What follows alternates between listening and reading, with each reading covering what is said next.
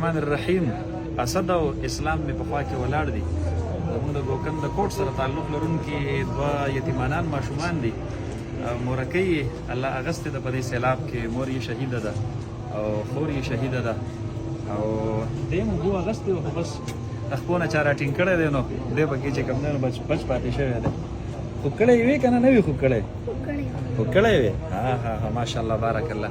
ان شاء الله العزیز د کور انتظام ورلکو که خیری د یتیمانان دی او د یتیم انا وکافل الیتیم که هاتین فی الجنه. نبی علیه السلام مبارک فرمایل چې زه او د یتیمانانو کفالت کوونکي به په جنت کې داسې یو. نبی علیه السلام مبارک د خپل دوه ګوتې دقسې کړلې وفرج بین اصبعیه دا دواړه ګوتې کولاو کړلې او وی فرمایل چې داسې څنګ په څنګ به راسره جنت ته ځي لکه دا دواړه ګوتې چې د یو بل نه جدا کېږي نه تر څو چې ماتې شوي نه. نو د دې بچو کفالت ان شاء الله العزیز دا به کوو که خیري او د دې دپاره به د کور انتظام او بندوبست دا به ورله کوو ان شاء الله. لوبه کړه چیا صحیح ده.